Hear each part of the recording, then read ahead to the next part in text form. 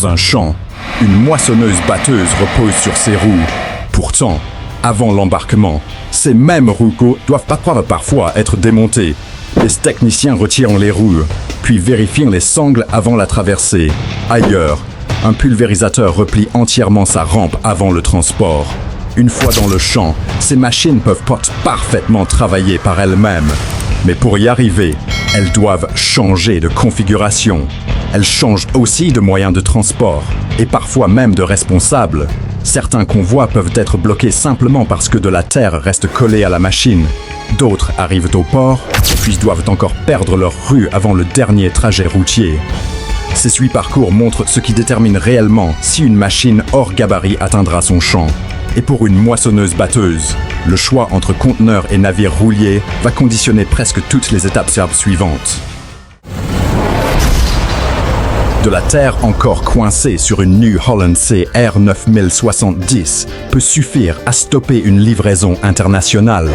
La machine quitte l'Illinois sur un porte-engin surbaissé prévu pour les charges hors gabarit. L'itinéraire est contrôlé à l'avance. Un pont bas, un passage étroit ou une limite de charge peuvent immobiliser le convoi. Les grands pneus ajoutent une autre contrainte. Ils augmentent la hauteur et la largeur au mauvais moment. Pour la route et l'embarquement, l'équipe de transport les démonte donc. Elle réduit ainsi le gabarit de la CR 9070 avant le port. Ensuite, le bruit de l'eau sous pression résonne dans les passages de roues désormais vides, puis sous le châssis. Il faut éliminer la terre et les résidus végétaux avant l'arrivée en Argentine. Quelques plaques de boue sèche oubliées peuvent déjà entraîner des contrôles supplémentaires. Il faut environ 2 à 3 jours pour préparer la machine et réduire son gabarit. Viennent ensuite environ 24 jours en mer, soit presque un mois. La préparation est bien plus courte. Pourtant, elle décide si la machine peut seulement entamer la partie la plus longue du voyage. La CR 9070 est alors posée sur un flat rack, puis calée, renforcée et arrimée pour la traversée. Une machine normalement autonome devient ici une charge qui doit rester parfaitement immobile. À Buenos Aires, l'importateur Benicio Cañete ne récupère la machine qu'une fois les formalités d'importation terminées. Elle doit encore être remontée avant de retrouver son véritable travail agricole. Dans le champ, elle dispose de toute la puissance nécessaire. Pourtant, un peu de terre sous le châssis peut encore l'immobiliser, et les pneus qui lui donnent sa garde au sol doivent justement quitter la machine avant qu'elle puisse prendre la mer. Avec le John Deere R 4045, le problème change complètement. Vendeurs, logisticiens et clients prennent successivement la main sur le trajet. Le John Deere R 4045 est un pulvérisateur automoteur, mais 3 acteurs différents doivent successivement l'acheminer des États-Unis jusqu'en Ukraine. Le vendeur américain prend en charge le premier tronçon. Il dispose déjà du matériel adapté pour acheminer la machine jusqu'au port. KTF n'a donc pas à trouver un autre véhicule spécialisé ni un conducteur disponible pour cette charge hors gabarit. Le voyage commence par une décision très concrète, utiliser le bon moyen de transport déjà présent près de la machine. Au port, la responsabilité passe à KTF. L'entreprise calcule l'itinéraire, choisit le port de départ et organise la traversée en navire roulier. Ce type de navire permet au pulvérisateur d'embarquer en roulant, au lieu d'être placé dans un conteneur. Au seuil du navire, le bruit des pneus sur l'acier marque l'entrée du pulvérisateur dans la partie maritime du trajet.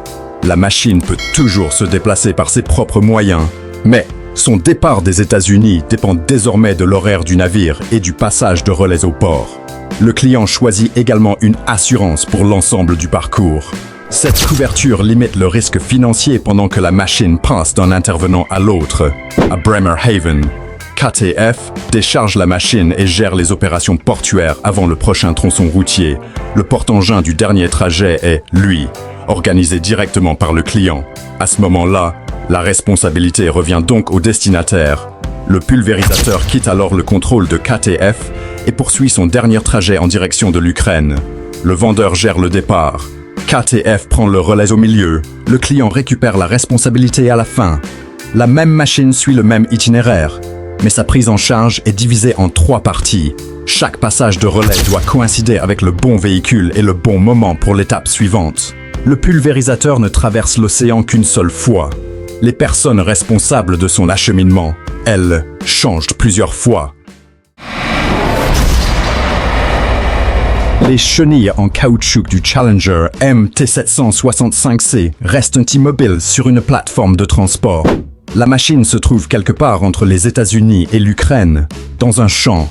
Ces chenilles permettent au tracteur de conserver son adhérence sur des sols plus difficiles pour une machine à pneus. Pendant un transport international, cet avantage ne fait franchir au tracteur ni un port ni une traversée maritime. Le Challenger voyage sur un flat rack et passe par plusieurs ports de transbordement. À chaque transfert, l'équipe de manutention doit traiter l'ensemble du tracteur comme une seule charge. Voilà le paradoxe. Au travail, les chenilles rendent le tracteur moins dépendant de l'état du sol. Dès qu'il devient une marchandise à transporter, le tracteur dépend au contraire de son support et du navire. Les équipements du port déterminent alors la façon dont il peut poursuivre sa route. Le simple fait de devoir transborder la machine montre que le premier chargement ne règle pas tout. Avant d'atteindre l'Ukraine, le tracteur doit encore être réceptionné, puis transféré à d'autres points du trajet. Ces chenilles ne lui apportent aucun avantage pendant ses passages d'un système de transport à l'autre. Pendant ces transferts, le tracteur reste une charge distincte sur sa plateforme. Les chenilles sont toujours là, mais leur avantage dans le champ ne se transpose pas au port. La configuration à chenilles pose donc un problème très différent de celui de la New Holland précédente. Sur la New Holland, les grands pneus doivent être retirés avant la traversée. Le Challenger suit presque la logique inverse. Sa forme générale reste pratiquement intacte. En revanche, sa capacité à se déplacer de manière indépendante disparaît au sein de la chaîne de transport. Dans la parcelle, les chenilles règlent le problème du terrain. En mer, le tracteur doit simplement attendre qu'un autre système l'emmène plus loin. L'adhérence ne raccourcit pas une traversée maritime. Et avec la classe Lexion 760, même une performance de récolte exceptionnelle ne change rien à cette règle. 50 et 1153 boisseaux de maïs en 10 heures. Ce chiffre reste associé à la classe Lexion 760 TerraTrack. Le 10 octobre 2010, Jeff Gray conduit une Lexion 760 chez Stewart Farms, dans l'Illinois. Au bout de 10 heures, la machine a récolté 50 et 1153 boisseaux de maïs. Ce niveau est alors considéré comme un record sur cette durée. 8 ans plus tard, une nouvelle tentative avec une Lexion 760 dépasse encore cette référence. Au point de contrôle, la machine doit s'arrêter complètement et vider sa trémie avant que le résultat soit validé. Le bruit du maïs qui se déverse dans le véhicule de réception rend cet arrêt très concret. Ces pauses obligatoires montrent qu'une telle performance dépend de bien plus que de la cabine. Même une moissonneuse très rapide a besoin d'un véhicule pour recevoir le grain, de personnes pour coordonner et d'une procédure de mesure. Mais hors du champ, la logistique impose une limite d'un autre genre. Une Lexion 760 a également été expédiée jusqu'en Nouvelle-Zélande. Le record de l'Illinois et ce transport vers la Nouvelle-Zélande sont deux événements distincts concernant le même modèle. Dans l'Illinois, la machine est jugée sur la quantité de maïs traité dans un temps limité, lorsqu'elle doit rejoindre un pays de l'autre côté de l'océan. Sa capacité de récolte ne décide plus de la vitesse du voyage. Dans une parcelle, la machine peut accomplir son travail par elle-même. Pour la traversée, elle dépend au contraire des moyens de transport, des ports et d'un calendrier extérieur à la machine. Les 50 et 1153 boisseaux montrent ce que la machine peut faire une fois placée au bon endroit. La distance internationale pose une question entièrement différente. Quel système va réussir à amener cette machine jusque-là? Une seule machine dépend déjà de toute cette logistique. Avec les John Deere CP690, le problème prend l'échelle de tout un groupe. Une seule récolteuse de coton mal préparée peut retarder tout le lot avant même son départ des États-Unis. Des John Deere CP690 et CP770 arrivent de plusieurs exploitations du Tennessee. Elles sont regroupées sur un même site de préparation à Savannah, en Géorgie.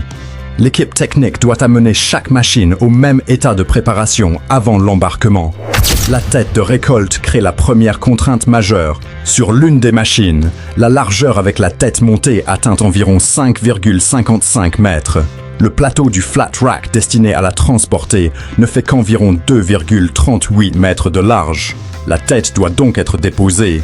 Mais même une fois la partie la plus large séparée, le corps mesure encore environ 3,66 mètres. Il reste donc plus large que le plateau d'environ 2,38 mètres placé sous lui.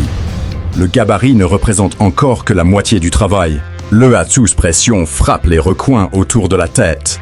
Des fibres de coton et de la terre peuvent y rester coincées. Chaque machine doit être débarrassée de ses résidus organiques avant son départ. Les unités déjà lavées sont séparées de celles qui ne sont pas encore propres, afin d'éviter une nouvelle contamination. Si des résidus passent vers une machine déjà nettoyée, une partie du travail peut devoir recommencer. À ce stade, le risque concerne tout le lot. Les numéros d'identification, les références moteurs et la masse déclarée doivent correspondre aux documents de chaque machine. Une seule incohérence peut retenir une unité et décaler ensuite le planning commun. Chaque récolteuse doit donc terminer sa préparation pour que tout le lot puisse respecter le même calendrier de départ. Une fois prêtes, les machines sont arrimées sur des flat racks pour la traversée vers Paranagua, au Brésil. Avant cela, des porte-engins surbaissés les acheminent depuis leurs différents points de départ jusqu'à Savannah. La tête de récolte est déjà déposée.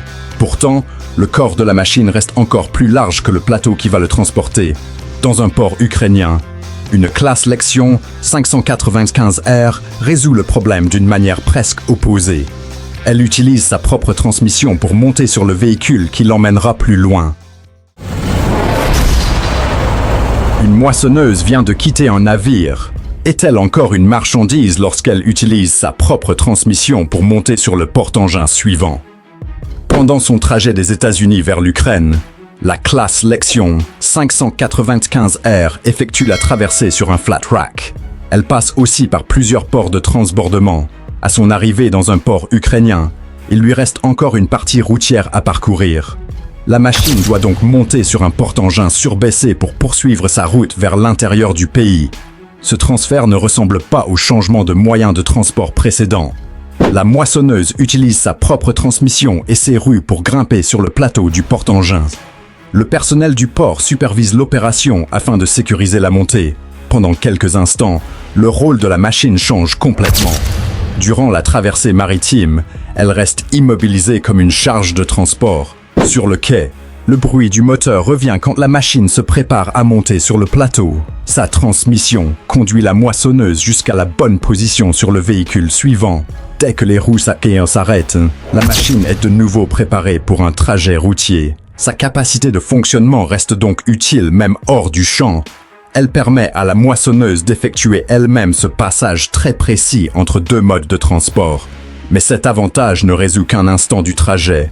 Le navire reste indispensable pour la mer. Le porte-engins prend ensuite le relais sur la route. Et le personnel du port doit toujours contrôler le passage entre les deux systèmes. La moissonneuse retrouve sa capacité de déplacement juste assez longtemps pour se placer là où elle sera de nouveau immobilisée. C'est le paradoxe propre à cette Lexion. Dans la parcelle, la transmission sert à suivre le travail. Pendant la livraison, elle n'est utilisée qu'à un point précis du transfert. La machine quitte le navire comme une marchandise, fonctionne pendant quelques instants, puis redevient immobile sur son porte-engins. Elle démarre pour monter sur le véhicule. Une fois en place, c'est de nouveau le véhicule qui décide de son déplacement. La traversée maritime est terminée. Mais le John Deere 4830 doit encore perdre ses roues avant de poursuivre sa route en Ukraine. La configuration de la machine ne convient pas au véhicule qui doit la récupérer pour le dernier tronçon. Le client organise lui-même ce transport et transmet les instructions nécessaires pour charger la machine. Le pulvérisateur a quitté les États-Unis, traversé plusieurs points de transbordement, puis atteint l'Ukraine. Pendant la partie océanique, il reste fixé sur un support de transport spécialisé. En Ukraine, l'équipe de manutention doit adapter la machine au véhicule envoyé par le client. Les routeurs sont retirés avant que le corps de la machine soit placé sur le plateau. Cette modification arrive très tard dans le voyage. La New Holland précédente doit retirer ses pneus avant d'atteindre le port afin de réduire son gabarit. Sur le John Deere, une opération comparable n'intervient qu'une fois l'océan déjà derrière lui. Le paradoxe tient au moment choisi pour cette opération. Une machine peut franchir plusieurs transbordements et ne toujours pas convenir au dernier véhicule de son parcours. Ce n'est qu'après la dépose des roues que le pulvérisateur peut être installé correctement sur le transport préparé par le client. L'arrivée au port ne marque donc pas encore la fin du problème logistique. Le transitaire termine sa mission une fois la machine remise sur le véhicule du client. À partir de là, le client prend en charge le trajet routier en Ukraine. Tout ce changement intervient après ce que beaucoup considéreraient spontanément comme la partie la plus difficile. Le navire est déjà arrivé. Pourtant, la machine doit encore changer de configuration. Ses capacités de pulvérisation dans un champ ne résolvent en rien les contraintes de gabarit du véhicule suivant. L'océan est déjà derrière elle, et la machine ne peut toujours pas conserver sa forme d'origine pour les derniers kilomètres. Sur un autre trajet, la décision déterminante arrive beaucoup plus tôt. Le choix entre navire roulier et conteneur doit être tranché avant même que la moissonneuse quitte les États-Unis. Pour la S-660X, il faut choisir entre conteneur et navire roulier avant de quitter le Dakota du Sud. Ces larges pneus en monte simple compliquent l'obtention des autorisations de transport exceptionnelles pour le premier tronçon routier. L'équipe logistique ajuste alors les moyeux avant que la machine monte sur un porte-engin surbaissé. L'objectif est de réduire le coût des autorisations, tout en restant dans une configuration conforme. Une modification au niveau des roues limite déjà les options encore possibles pour la suite. À partir de là, l'itinéraire se divise. Avec un conteneur, la préparation de la machine et le choix du port de départ seraient différents. L'équipe logistique retient finalement le navire roulier. La raison est très concrète. La machine peut utiliser sa propre transmission pour embarquer. Les roues adaptation compliquent la partie routière, mais la capacité de fonctionnement de la moissonneuse devient utile à l'entrée du navire. Le client choisit aussi une assurance pour la traversée maritime. Cette décision financière accompagne le schéma de transport déjà retenu. Après son arrivée à Bremerhaven, la machine n'est toujours pas à son lieu de travail. Elle est traitée dans le port, puis transférée sur un autre porte-engin pour continuer en direction de l'Ukraine. À ce stade, la chaîne de cause devient claire. La configuration des moyeux influence les autorisations. Ces autorisations conditionnent la manière d'acheminer la machine jusqu'au port. Le mode de transport maritime détermine l'étape suivante. Bremerhaven ouvre ensuite un nouveau passage de relais vers la route. Aucun choix unique ne peut résoudre tout le voyage. Chaque décision ne fait que rendre l'étape suivante possible. Une équipe gère la configuration avant la route. Le client prend en charge le risque financier. L'équipe portuaire réceptionne la machine en Europe. Il suffit de changer le choix entre conteneur et navire roulier. Le port de départ et la préparation de la machine changent alors eux aussi.